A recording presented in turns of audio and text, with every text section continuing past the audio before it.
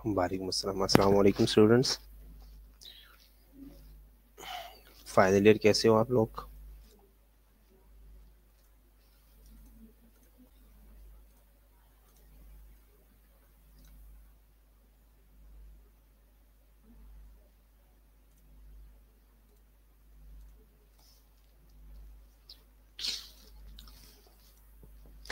Final year last lecture में कोई question?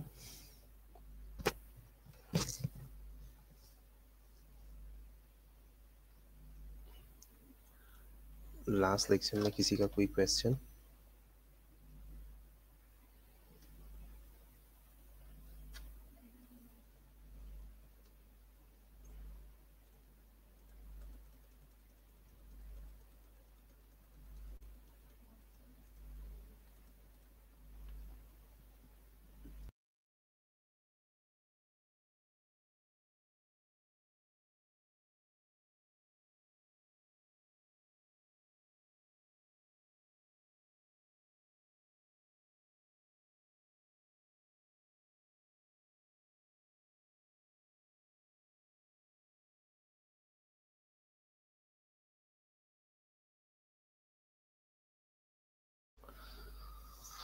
अच्छा, पेरेंटल न्यूट्रिशन हम पढ़ रहे थे। पेरेंटल न्यूट्रिशन क्या है? पेरेंटल न्यूट्रिशन वो न्यूट्रिशन है जिसमें हम इंट्रावीनसली न्यूट्रिएंट्स जो है वो प्रोवाइड करते हैं पेशेंट को।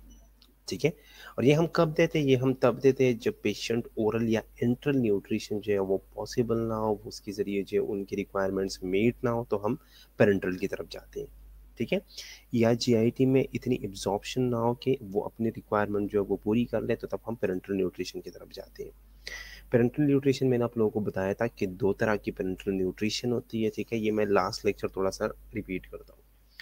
ठीक है। पेरेंटल न्यूट्रिशन 2 तरह की होती है। एक है पेरिफेरल पेरेंटल न्यूट्रिशन और दूसरा है टोटल पेरेंटल न्यूट्रिशन। ठीक है। पेरिफेरल पेरेंटल न्यूट्रिशन में हम स्मॉल पेरिफेरल वेन के ज़रिए जो है वो शॉर्ट टर्म के लिए न्यूट्रिशन सपोर्ट देते हैं, और इसमें हम जो फीड यूज़ कर रहे हैं या जो फार्मूला यूज़ कर रहे हैं वो मस्ट है कि उसका जो ऑस्मोलिलिटी है वो 900 मिली ऑस्मोल पर लीटर से कम होगी या उससे ज़्यादा नहीं होनी चाहिए। ठीक है। क्योंकि उसमें फिर प्लेबाइटिस के चांसेस होते हैं। नेक्स्ट जो है वो टोटल पेरेंटल न्यूट्रिशन है। टोटल पेरेंटल न्यूट्रिशन में हम स्ट्रॉन्ग फीड या स्ट्रॉन्ग फार्मूला जो है वो दे सकते हैं जिसको ऑस्मोलिटी जो है वो इंक्रीज हो, वो ज़्यादा हो। लेकिन इसके लिए हम जो है वो मेजर लार्ज सेंट्रल वेन जो है वो चूज़ करेंगे, और सेंट्रल वेन के ज़रिए जो है हम इसे इन्फ्यूज़ करेंगे। ठीक है। इंडिकेशंस क्या आती है? इंडिकेशन ये है कि जीआई में कोई प्रॉब्लम हो, कोई सर्जरी हुई हो, कोई इंट्रैक्टेबल वॉमिटिंग डायरिया हो। ठीक है। पेशेंट जो है वो एनपीओ हो ज़्यादा देर के लिए, तो उसमें हम दे सकते हैं टीपीएन।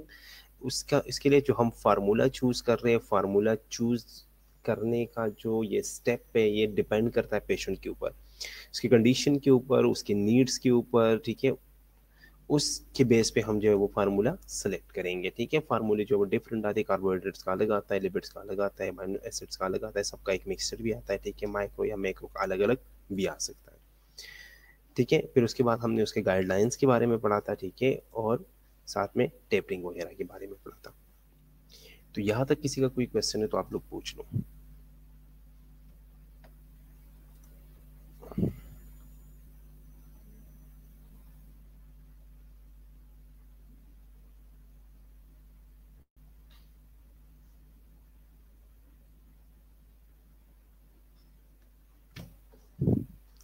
यहाँ तक किसी का कोई क्वेश्चन है तो पूछ लो।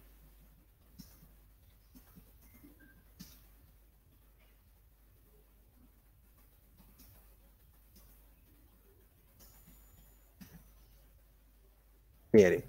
ओके।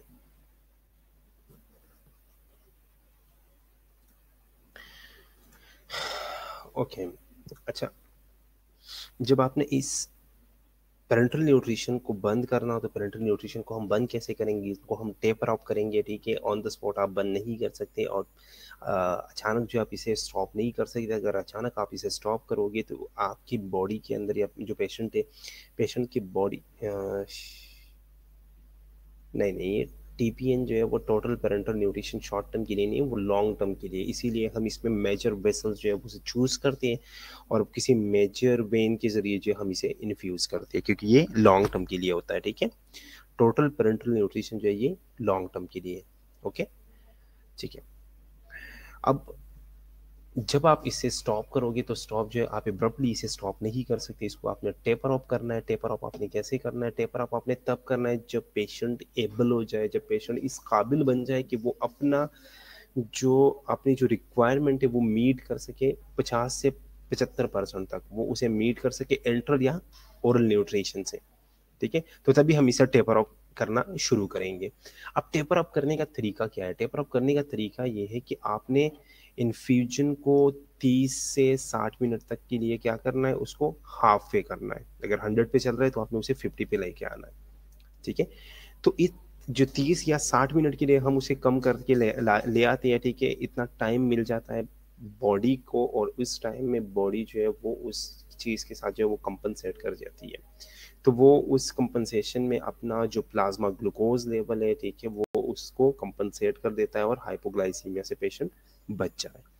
साथ साथ आपने 30 टू 60 मिनट्स के लिए या उसके बाद भी डिसकंटिन्यू जब आप कर लेते हो, बिल्कुल बंद कर देते हो, तो उसके बाद भी आपने 1 घंटे तक जो है आप उसका जो बार बार आपने ग्लूकोज लेवल जो है वो चेक करना है। ठीक है, ग्लूकोज लेवल चेक क्यों करना है? क्योंकि आपने देखना है कि पेशेंट हाइपो में तो नहीं जा रहा ना, तो आपने इस चीज़ का ख्याल रखना है।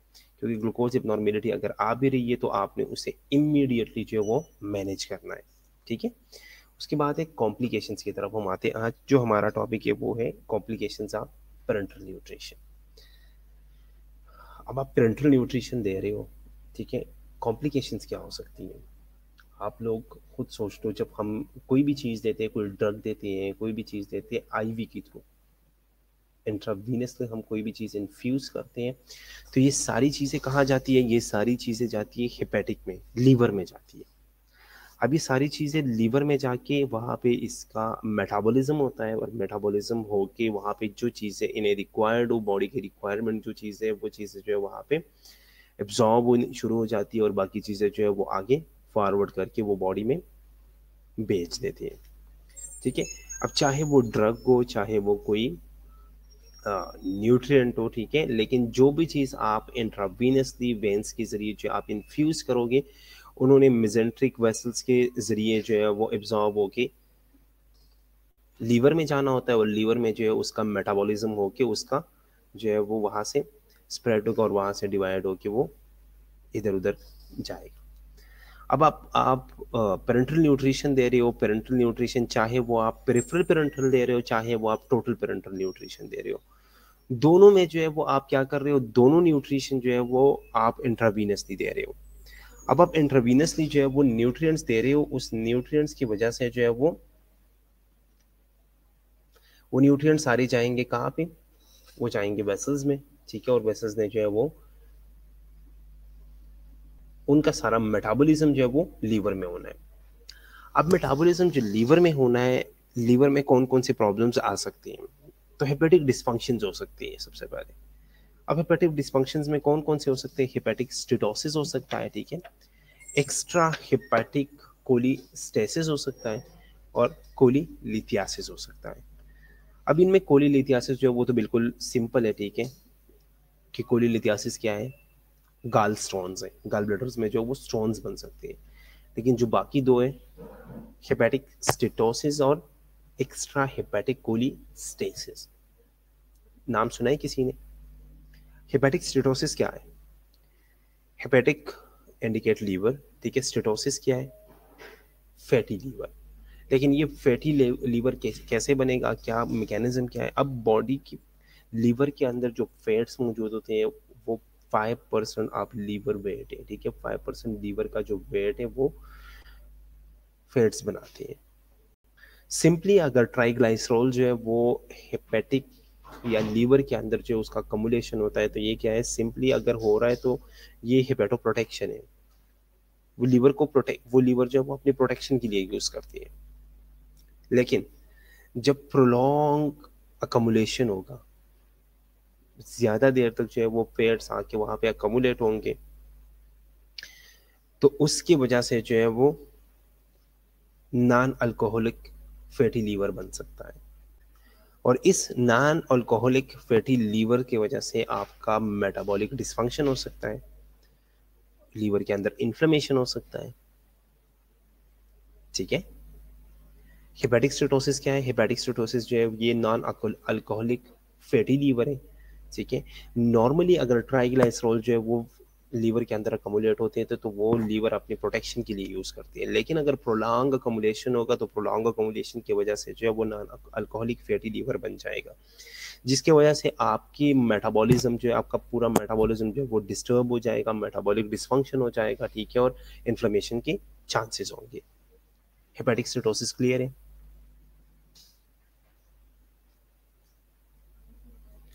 हेपेटिक स्टेटोसिस क्लियर है?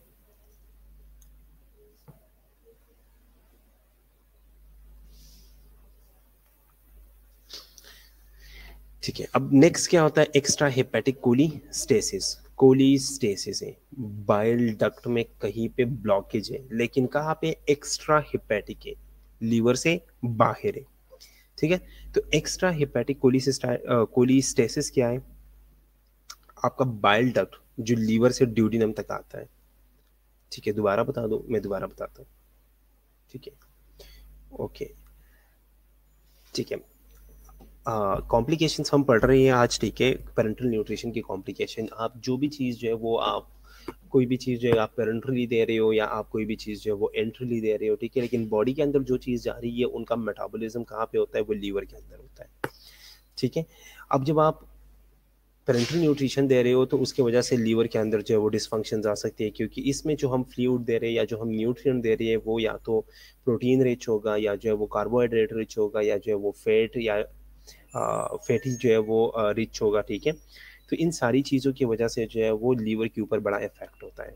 अब लीवर के अंदर कुछ डिस्फंक्शंस आ सकते हैं, तीन तरह के डिस्फंक्शंस आती है, तीन तरह की यहाँ पे एग्जांपल दिया गया है। ठीक है। हेपेटिक स्टेटोसिस हो सकता है, एक्स्ट्रा हेपेटिक कोलिस्टेसिस हो सकता है, और कोलिलिथियासिस हो सकता है। अब कोलिलिथियासिस जो है वो बिल्कुल सिंपल है। ठीक है। गॉल स्टोन्स है। ठीक है। गॉल ब्लैडर के अंदर जो वो स्टोन्स बन जाते हैं।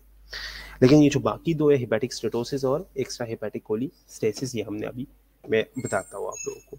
अब हेपेटिक स्टेटोसिस क्या है? हेपेटिक स्टेटोसिस मीन जो है वो फैटी लीवर है। ठीक है। अगर नॉर्मली ट्राइग्लाइसरॉल जो है वो लीवर के अंदर अकोमुलेट होता है तो वो लीवर अपनी प्रोटेक्शन के लिए यूज़ करता है, लेकिन अगर प्रोलॉन्ग टाइम के लिए या ज़्यादा देर के लिए जो है वो बार बार जो है वो ज़्यादा फैट्स जो है वो आके वहाँ पे अकोमुलेट हो जाए। ठीक है। तो वहाँ पे जो है वो नॉन अल्कोहलिक फैटी लीवर जो है वो बन जाएगा। अब ये non alcoholic fatty fatty liver की वजह से जो है आपका मेटाबॉलिज्म जो है वो डिस्टर्ब हो जाएगा, मेटाबॉलिज्म डिसफंक्शंस हो जाएंगे। ठीक है। और इसके अलावा जो है वो लीवर के अंदर चांसेस है कि वहाँ पे इन्फ्लेमेशन जो है वो हो जाए। ठीक है। ओके। नेक्स्ट जो है वो मैं बता रहा था एक्स्ट्रा हेपेटिक कोलिस्टेसिस के बारे में। कोलिस्टेसिस बाइल डक्ट के अंदर कहीं पे मैकेनिकल ऑब्स्ट्रक्शंस है, लेकिन कहाँ पे? एक्स्ट्रा हेपेटिक है, हेपेटिस के बाहर है, लीवर से बाहर है। अब हेपेटिक या जो लीवर, ये जो बाइल डक्ट है ये कहाँ से कहाँ तक आता है? ठीक है। ये इसने बाइल को लेके आना है लीवर से ड्यूडिनम में। ठीक है। लीवर से ड्यूडिनम में। अब ये जो हेपेटिक डक के या जो जहाँ पे हेपेटिक डक से लेके एम्प्यूला आप वेटर तक, हेपेटिक डक से लेके एम्प्यूला आप वेटर तक कहीं पे भी जो है अगर मैकेनिकल ऑब्स्ट्रक्शन हो सकता है पेरेंटल न्यूट्रिशन की वजह से। अब एम्प्यूला आप वेटर क्या है? एम्प्यूला आप वेटर जो है ये वो पॉइंट है जहाँ पे बाइल डक्ट और पैंक्रियाटिक डक्ट जो है वो आपस में आके मिलते हैं और स्मॉल इंटेस्टाइन में वो ओपन होता है। इस पॉइंट को क्या कहते हैं? इस पॉइंट को कहते हैं एम्प्यूला ऑफ वेटर। ठीक है। यहां तक समझ आ गई?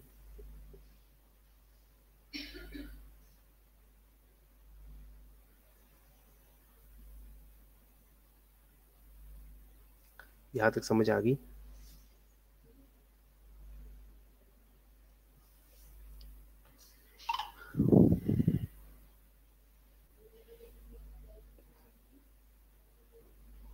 ओके। तो हेपेटिक डिस्फंक्शन कौन कौन से हो सकते हैं? हेपेटिक स्टेटोसिस हो सकता है, एक्स्ट्रा हेपेटिक कोलिस्टेसिस हो सकता है, और कोलिलिथियासिस हो सकता है। तीनों क्लियर है? ओके। ठीक है। नेक्स्ट जो है वो गेस्ट्रो इंटेस्टाइनल एट्रोपी होती है। ठीक है, आप पेरेंटल न्यूट्रिशन के जरिए या वेन्स के जरिए जो है वो आप न्यूट्रिएंट्स दे रहे हो पेशेंट को, जीआई ट्रैक्ट जो वो बिल्कुल यूज़ नहीं हो रहा। अब जीआई ट्रैक्ट अगर आप प्रोलॉन्ग टाइम के लिए यूज़ नहीं करोगे तो जीआई ट्रैक्ट की एट्रोफी हो जाएगी, ठीक है।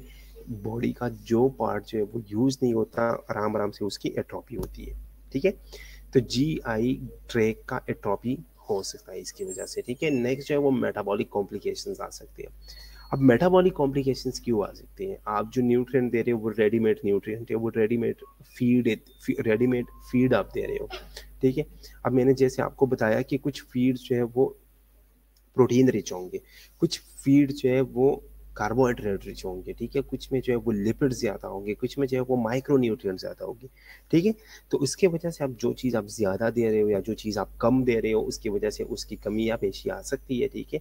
तो मेटाबॉलिक कॉम्प्लिकेशंस में पेशेंट जा सकता है, हाइपो या हाइपरग्लाइसीमिया हो सकता है, हाइपो पास्पटीमिया हो सकता है, हाइपोकलीमिया हो सकता है, मैग्नीसीमिया हो सकता है, हाइपोकैल्सीमिया हो सकता है, ठीक है। तो मेटाबॉलिक कॉम्प्लिकेशंस हो सकते हैं। नेक्स्ट जो है वो रीफीडिंग सिंड्रोम आ सकता है। अब रीफीडिंग सिंड्रोम क्या है? नाम सुना है किसी ने? रीफीडिंग सिंड्रोम क्या है? अब आपने एक पेशेंट को आर्टिफिशियल न्यूट्रिशन के ऊपर डाला है, आर्टिफिशियल रिफीडिंग के ऊपर डाला है, ठीक है। एक पेशेंट है, पेशेंट सीरियस है, पेशेंट जो है वो ओरली अपनी रिक्वायरमेंट जो है वो मीट नहीं कर सकता, ठीक है।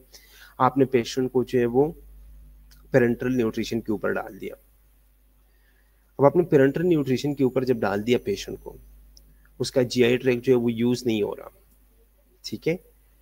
2 महीने तक, 1 महीने तक जो है वो आप पेरेंटल न्यूट्रिशन दे रहे हो, उसका जीआई ट्रैक्ट जो है वो यूज़ नहीं हो रहा, ठीक है। अब अचानक जो है आप दोबारा से जो है वो जीआई ट्रैक्ट के ऊपर आ रहे हो, पेशेंट की कंडीशन बेटर हो गई है, ठीक है, आपने पेरेंटल न्यूट्रिशन को स्टॉप कर लिया। अब आप पेशेंट को जो है दोबारा कह रहे हो कि अब आप खाना खुद जो है वो आराम आराम से शुरू कर लो, या आप जो है वो फिर से जो है वो एंट्रल फीड की तरफ आ रहे हो। जीआई ट्रैक जब आप दोबारा यूज़ करने लगोगे ना, तो ये जीआई ट्रैक जो है ये 1-2 महीने से आपने इसे यूज़ नहीं किया, ठीक है, तो उसमें प्रॉब्लम्स आ सकती है, हार्मोनल और मेटाबॉलिक प्रॉब्लम्स आएंगी, ठीक है। और साथ में यहाँ पे जब आप इसे दोबारा यूज़ करोगे तो फ्लूइड और इलेक्ट्रोलाइट जो है उसका फेटल शिफ्टिंग होगी, वो फेटली जो है वो एक शिफ्ट आएगा यहाँ पे, क्योंकि 1-2 महीने से आपने इसे यूज़ नहीं किया, वो यूज टू नहीं है, ठीक है, उसे आदत नहीं है आप फीड की, और आप अचानक जो है उसे फीड की तरफ लेके आ रहे हो, ठीक, फीड के ऊपर डाल रहे हो उसे, ठीक है, फीड जो है उसके ज़रिए जो है आप फीड दे रहे हो, तो उसके अंदर जो है वो मेटाबॉलिक कॉम्प्लिकेशंस आएगी, हार्मोनल कॉम्प्लिकेशंस आएंगी, ठीक है, और पेशेंट जो है वो टॉलरेट नहीं कर पाएगा। तो इस इनटॉलरेंस को यहाँ पे क्या कहते हैं? इसको रीफीडिंग सिंड्रोम कहते हैं, ठीक है। रीफीडिंग सिंड्रोम में दोबारा आप उसे फीड करवा रहे हो, पहले जो है वो बिल्कुल नॉर्मल था, वो यहाँ से फीड ले रहा था, ठीक है, उसकी कंडीशन खराब हो गई, आपने जो है वो फ्लूइड शिफ्ट कर लिया किसी और रूट से, ठीक है। अब दोबारा से आप उस रूट को यूज करोगे, रीफीड करोगे उस रूट के साथ, ठीक है, तो उसका एक सिंड्रोम बनेगा, ठीक है, क्योंकि वो यूज नहीं है, ठीक है, काफी दिनों से जो है वो वैसे पड़ा था, ठीक है, वो यूज नहीं हो रहा था, तो वो जो है वो आदत हो गई है उसे अब एम्प्टी रहने की, ठीक है। दोबारा से आप उसे फीड की तरफ लेके आ रहे हो, तो उसके अंदर जो मेटाबॉलिक और हार्मोनल कॉम्प्लिकेशंस आएंगे, जिसको हम रिफीडिंग सिंड्रोम कहते हैं। इसके अलावा आपने जो कैथेटर पास किया है, चाहे आपने पेरेंटल के लिए पास किया है, चाहे आपने टोटल के लिए पास किया है, लेकिन जहाँ से आपने कैथेटर को इंसर्ट किया है, इंसर्शन साइट के ऊपर जो वो लोकली इन्फेक्शन हो सकता है, वहाँ पे रेडनेस हो सकती है, वहाँ पे मेसरेशन हो सकता है, वहाँ पे जो वो इन्फ्लेमेशन हो सकता है, ठीक है, स्वेलिंग हो सकती है। अब मेसरेशन क्या है? जहाँ पे आप कैथेटर इंसर्ट करते हो ना, वहाँ के सराउंडिंग टिश्यूज जो है वो कभी कभार जो है वो सॉफ्ट हो जाते हैं, तो उस सॉफ्टनिंग को क्या कहते हैं? उसे मेसरेशन कहते हैं, ठीक है। इसके अलावा आपने कैथेटर पास किया है डायरेक्टली ब्लड स्ट्रीम के अंदर, तो ब्लड स्ट्रीम के अंदर जो वो इन्फेक्शन हो सकते हैं, ठीक है, सेप्सिस हो सकता है यहाँ पे, या इसके अलावा कुछ मैकेनिकल कॉम्प्लिकेशंस भी आ सकते हैं, कैथेटर जो है वो इधर उधर जो है वो निकल गया, उसकी वजह से जो है वो वेसल्स के अंदर ट्रॉमा हो सकता है, नीमोथोरिक्स हो सकता है, ठीक है, थ्रोम्बोसिस हो सकता है, थ्रम्बस बन सकता है, वो थ्रम्बस आके जो है वो ट्रेवल करके एम्बोलस बन सकता है, ठीक है। तो ये सारी कॉम्प्लिकेशन जो है ये पेरेंटल न्यूट्रिशन की वजह से हो सकती है, ये पॉसिबल है, ठीक है। कॉम्प्लिकेशंस में कोई क्वेश्चन? यहाँ तक कोई क्वेश्चन?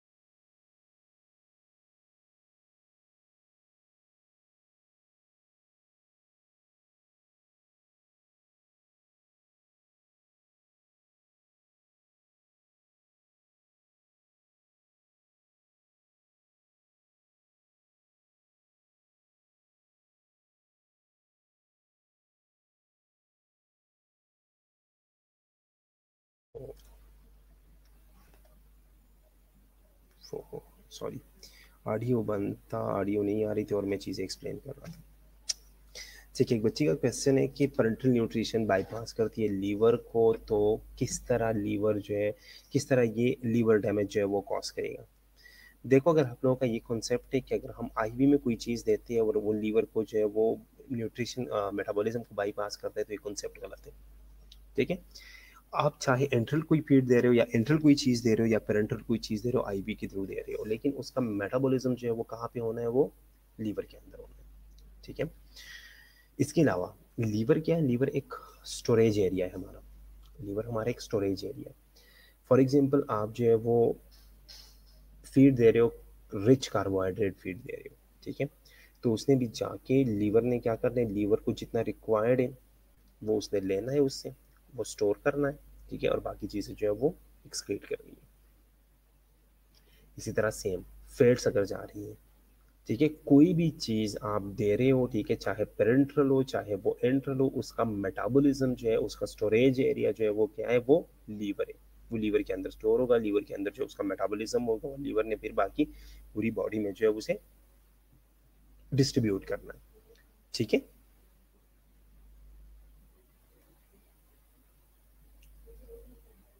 ओके, सॉरी, वो आवाज़ नहीं जा रही थी यहाँ से और मैं वो चीज़ एक्सप्लेन कर रहा था।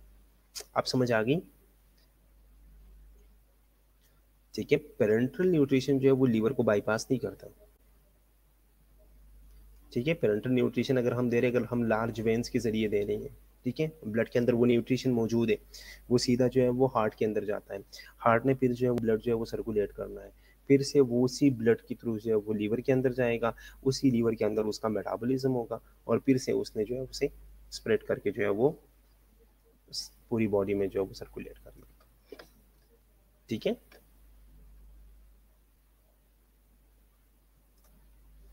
समझ आ गई अब?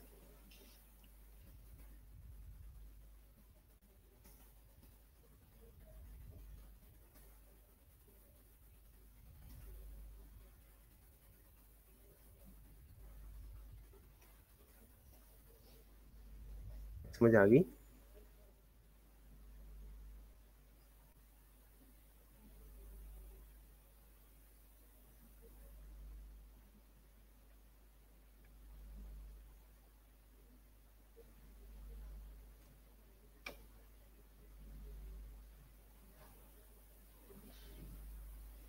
रिपीट कर दो। क्वेश्चन ये था कि हम जो है जब पेरेंटल न्यूट्रिशन देते हैं तो वो लीवर को बाईपास करता है। ठीक है, लीवर को, इसमें मल्टी फैक्टर्स आ सकते हैं लीवर डिसफंक्शंस में, जब आप जो है वो फीड दे रहे हो पेरेंटली, क्योंकि स्टोरेज एरिया हमारा क्या है, वो लीवर ही है। ठीक है, अगर ग्लूकोज जा रहा है तो उसने भी लीवर में जाके जो है वो अकोमुलेट होके जो है वहाँ पे जाके स्टोर होना है। ठीक है, फैट्स ने भी जाके स्टोर होना है। ठीक है, तो ये हमारा एक स्टोरेज सेंटर है, एक एनर्जी सेंटर है। ठीक है, तो मुख्तलिफ चीज़ें जो है वो आ रही है मुख्तलिफ चीज़ें जा रही है। ठीक है, इसमें लीवर ने मेटाबोलाइज करना है, लीवर को जो चीज़ें चाहिए वो स्टोर कर लेती है। ठीक है, जो चीज़ें जहाँ पे रिक्वायर्ड है वहाँ पे भेज देती है, और बाकी चीज़ें जो है वो एक्सक्रीट आउट करती है। ठीक है, तो लीवर डिसफंक्शंस इस तरह आ सकती हैं। ठीक है, इसके अलावा आप जो है वो पेरेंटल न्यूट्रिशन दे रहे हो पेशेंट को, ठीक है, आपका नर्सिंग केयर में जो है वो आप क्या क्या केयर दे सकते हैं, एज अ नर्स जो है वो आप क्या केयर दे सकते हो? तो सबसे पहले आपने क्या करना है, अपने पेशेंट की एबिलिटी को असेस करना है। ठीक है, सबसे पहले आपने पेशेंट की एबिलिटी को असेस करना है कि ये न्यूट्रिएंट को किस तरह ऑब्टेन कर रहा है, न्यूट्रिएंट को किस तरह जो है वो यूज़ कर रहा है। सिर्फ लेना नहीं है न्यूट्रिएंट्स, न्यूट्रिएंट्स किस तरह वो न्यूट्रिएंट ले रहा है और किस तरह उस न्यूट्रिएंट्स को वो यूज़ कर रहा है।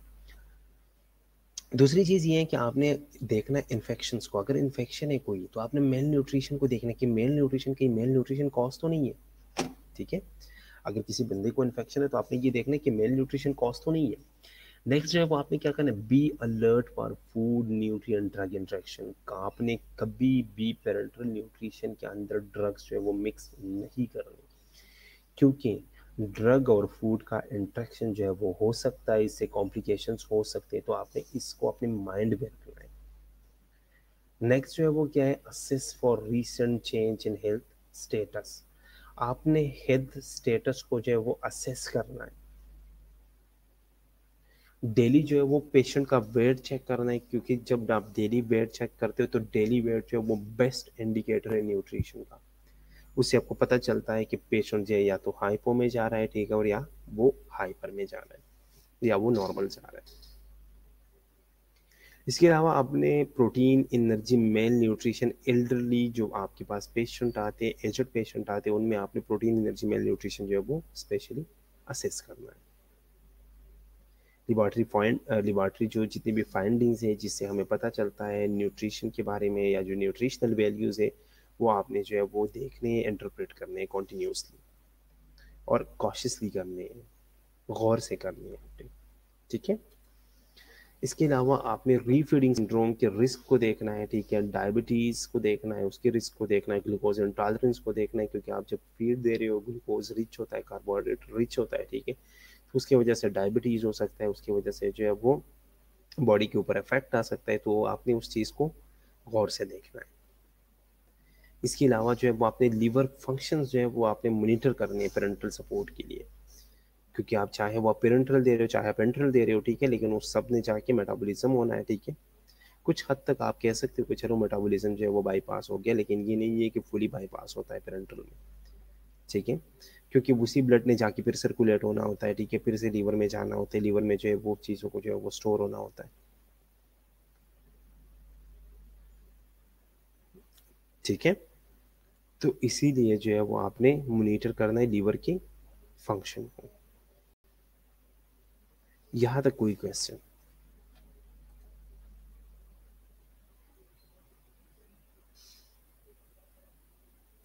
यहाँ तक कोई क्वेश्चन? कंप्लीट पीपीटी में कोई क्वेश्चन? न्यूट्रिशन टॉपिक में कोई क्वेश्चन हो तो पूछ लो।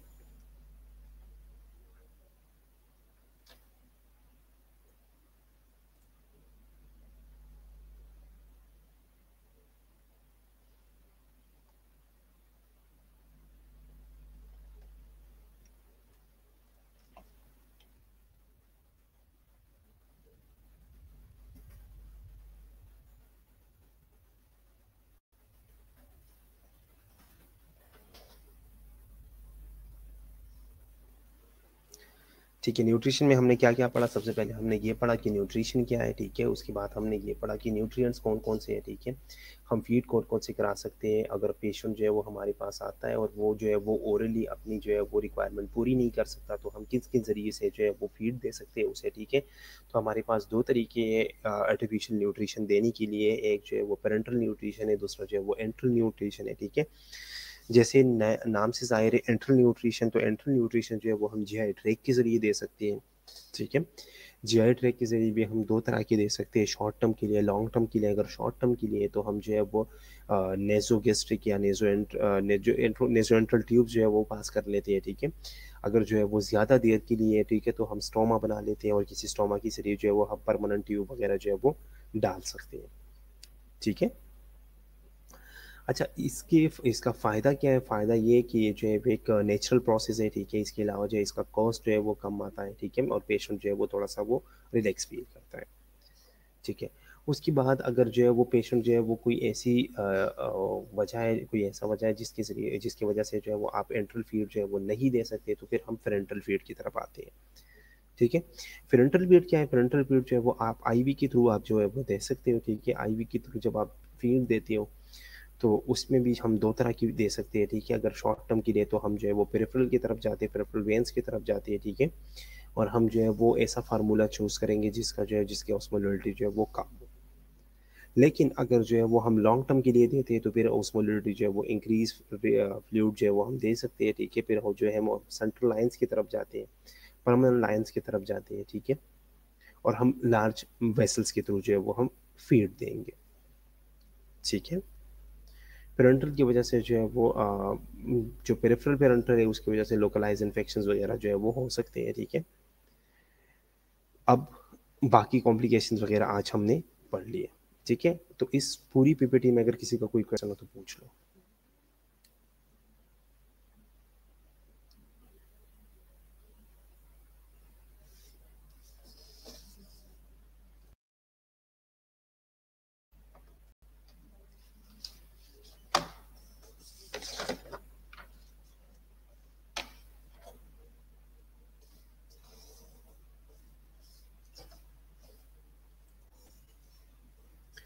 किसी का कोई भी क्वेश्चन हो तो पूछ लो।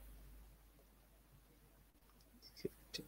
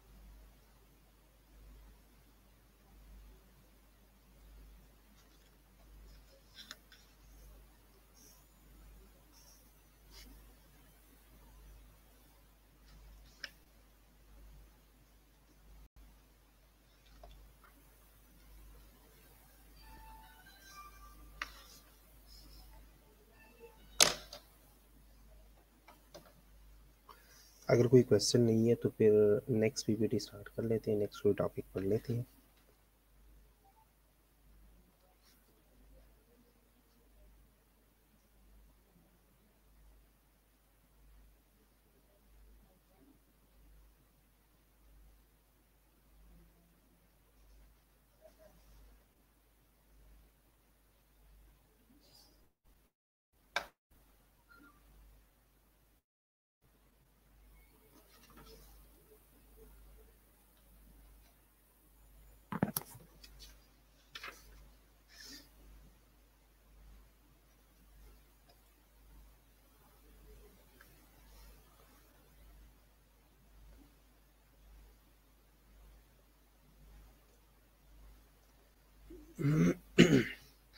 फिर अच्छा, रीफीडिंग सिंड्रोम को प्रिवेंट कैसे करेंगे, ठीक है।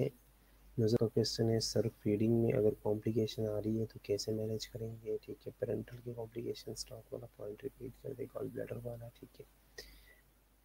ओके,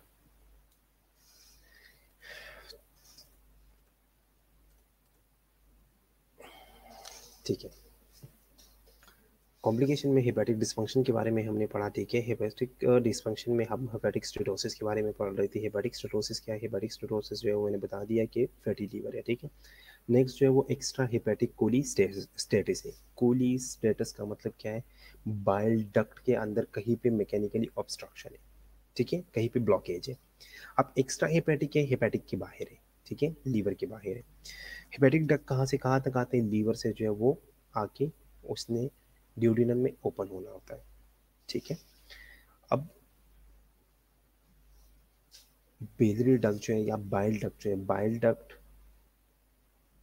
हेपेटिक डक्ट जो है वो वहाँ से निकलता है, ठीक है। हेपेटिक डक्ट से लेके एम्प्यूला ऑफ वेटर तक कहीं पे भी जो है वो मैकेनिकली कॉम्प्लिकेशन हो सकता है। एम्प्यूला ऑफ वेटर क्या है? एम्प्यूला ऑफ वेटर वो पॉइंट है जिसके ऊपर बाइल डक्ट और पेंक्रियाटिक डक्ट जो है वो आके कंबाइन होते हैं और स्मॉल इंटेस्टाइन में ओपन होते हैं, ठीक है। तो अगर उसके अंदर कहीं भी कॉम्प्लिकेशंस या कहीं भी ब्लॉकेज आ रही है तो उसको हम कहते हैं एक्स्ट्रा हेपेटिक कोलिस्टेसिस।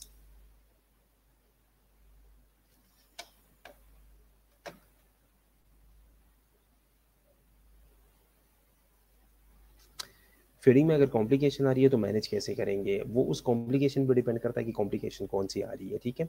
तो हम उस कॉम्प्लिकेशन के हिसाब से जो है वो मैनेज करेंगे। फॉर एग्जांपल यहाँ पे कॉम्प्लिकेशंस आ रही है, जो है वो हाइपरग्लाइसीमिया हो रहा है, तो आपने अपना फीड ऐसा जो है वो सेट करना है कि उसका जो है वो उसमें ग्लूकोज लेवल जो है वो ज़्यादा ना हो, ठीक है। या आप उसका जो है वो इंसुलिन लेवल जो है वो बढ़ा सकते हो, ठीक है। इस तरह हम कर लेंगे, ठीक है। तो जिस चीज़ की रिलेटेड इशू आएगा हम उसी चीज़ को जो है वो ट्रीट करने की कोशिश करेंगे। रिपीटिंग सिंड्रोम को प्रिवेंट कैसे करेंगे? रिपीटिंग सिंड्रोम को हम इस तरह प्रिवेंट कर सकते हैं कि आराम आराम से जो है, जब हम एक फीड जो है वो बंद करेंगे तो आराम आराम से साथ साथ जो है वो दूसरा शुरू करेंगे, ठीक है। आराम आराम से करेंगे करेंगे तो हम जब आराम आराम से उसे शुरू करेंगे, थोड़ी सी जो है उसे वहाँ से एनर्जी मिल रही है, थोड़ा सा हम इसे यहाँ से कम करेंगे, ठीक है। तो हम इसको जो है वो नॉर्मलाइज करेंगे इस तरह।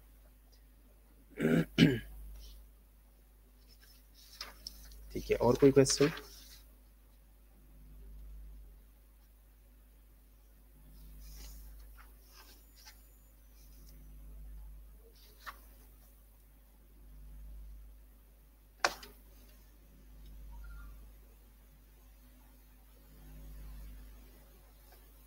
ठीक है, और कोई क्वेश्चन?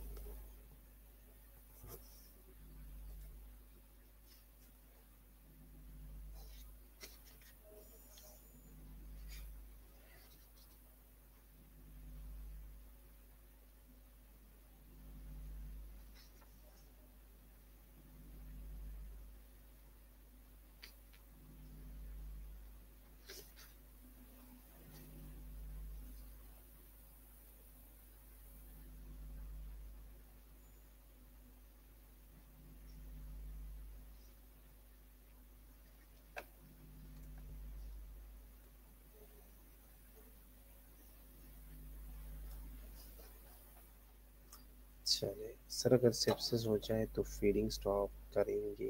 बिल्कुल करेंगे। सेप्सिस क्या है?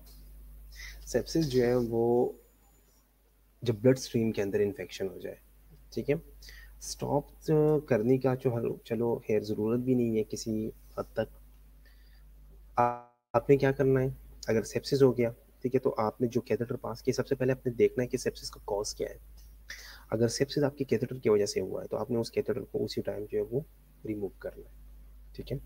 उस कैथेटर को उसी टाइम रिमूव करना है, ठीक है। उस जगह को जो जहाँ पे आपका आपने कैथेटर इंसर्ट किया था उस जगह को जो है वो बिल्कुल आपने डिब्राइड करना है, साफ़ करना है, ठीक है। और इसके अलावा आपने जो है वो सेप्सिस के लिए आपने मेडिकेशन जो है वो पेशेंट को देना शुरू कर देनी है, ठीक है। एंटीबायोटिक्स देनी है या जो भी चीज़ें आपने देनी है वो आपने स्टार्ट कर देनी है। और किसी और जगह पे कहीं और जो है वो आपने अगर एक साइड पे सेप्सिस हो गया तो आपने दूसरी साइड पे जो है वो कैथेटर पास करना है। और इस दफ़ा ख्याल रखना है कि आपने जो है बिल्कुल सफाई से वो जो है कैथेटर स्टरल तरीके से जो है वो स्टरलाइज तरीके से जो है वो आपने कैथेटर जो है वो पास करना है, ताकि जो है वो कोई और कॉम्प्लिकेशन ना हो जाए या किसी दूसरे साइड पे जो है वो दोबारा से सेप्सिस ना हो जाए, ठीक है। अब अगर आप बिल्कुल स्टॉप करोगे, फॉर एग्जांपल पेशेंट को सेप्सिस हो गया और आप जो है वो अचानक जो है वो फीडिंग स्टॉप करोगे तो पेशेंट को जो है वो पेशेंट की जो है वो डेथ हो जाएगी, ठीक है। क्योंकि उसकी जो न्यूट्रिशनल रिक्वायरमेंट है वो पूरी नहीं होगी, ठीक है। तो आपने अगर एक साइड पे सेप्सिस हो गया या कोई इन्फेक्शन हो गया, ठीक है, तो आपने कोशिश करनी है कि किसी और साइड से या किसी और तरीके से किसी और रूट से जो है आपने उसका न्यूट्रिशनल रिक्वायरमेंट जो है वो साथ साथ पूरी करनी है, ठीक है। और साथ साथ सेप्सिस को भी ट्रीट करना है, ठीक है।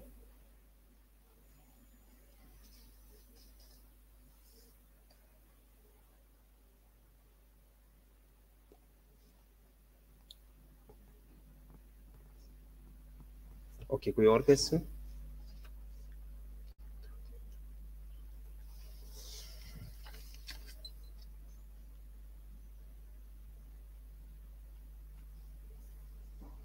31 स्टूडेंट्स ऑनलाइन है अभी इस वक्त, बाकी क्लास किधर है?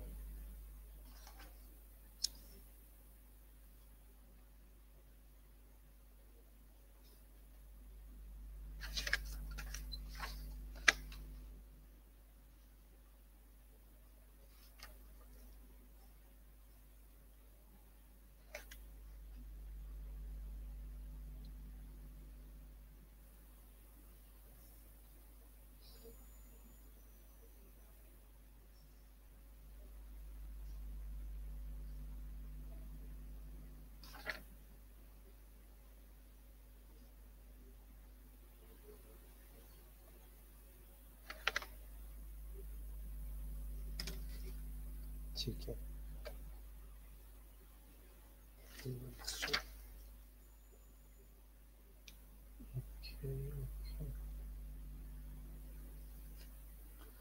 चलो ठीक है, अगर कोई क्वेश्चन नहीं है फिर इंशाल्लाह हम कल कल तो है छुट्टी है, नेक्स्ट वीक से हम इंशाल्लाह न्यू चैप्टर जो है वो न्यू टॉपिक स्टार्ट करेंगे, ठीक है। फिर भी अगर इसमें किसी का कोई क्वेश्चन हो तो आप लोग किसी भी टाइम जो है वो पूछ सकते हो, ठीक है। ओके ओके, अटेंडेंस लग गई है आप लोगों की, ना जवाब की अटेंडेंस लग गई है, कोई इशू नहीं है,